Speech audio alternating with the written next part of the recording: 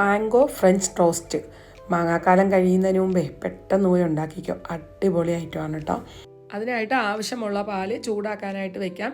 ഇനി അതിലേക്ക് മധുരത്തിന് ആവശ്യമായ പഞ്ചസാര ചേർത്ത് കൊടുത്തതിന് ശേഷം 2 ടീസ്പൂൺ കസ്റ്റേർഡ് പൗഡർ കുറച്ച് പാലിലൊന്ന് കലക്കിയിട്ട് അതുകൂടെ ചേർത്ത് കൊടുക്കാം.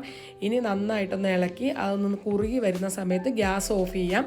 ഇനി നല്ല പഴുത്ത മാങ്ങ ഒരെണ്ണം എടുത്തിട്ട് അതിലേക്ക് പഞ്ചസാരയോ മിൽക്ക് മെയ്ഡോ എന്തെങ്കിലും നിങ്ങൾക്ക് ഇഷ്ടമുള്ളത് ചേർത്ത് കൊടുത്ത് അതൊന്ന് മിക്സിയിലിട്ട് നന്നായിട്ട് അടിച്ചെടുത്തതിന് ശേഷം ഈ കസ്റ്റേർഡ് മിക്സിലേക്ക് ചേർത്ത് കൊടുക്കാം.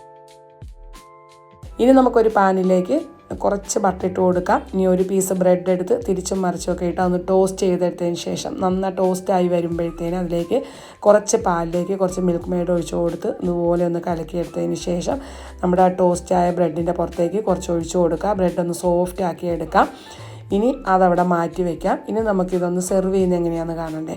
അതിനായിട്ട് സെർവിങ് പ്ലേറ്റിലേക്ക് നമ്മൾ ആദ്യം റെഡിയാക്കി വെച്ചിരിക്കുന്ന മാമ്പഴത്തിൻ്റെ മിക്സ് ഒഴിച്ചു കൊടുക്കുക. അതിലേക്ക് ടോസ്റ്റ് ചെയ്ത ബ്രെഡ് വെച്ച് കൊടുക്കുക. കുറച്ച് വാനില ഐസ്ക്രീമും വെച്ച് കൊടുത്തതിന് ശേഷം നമുക്ക് ഇഷ്ടമുള്ള എന്താണോ നമ്മുടെ കയ്യിലുള്ള അത് വെച്ചിട്ടൊന്ന് ഡെക്കറേറ്റ് ചെയ്യാം.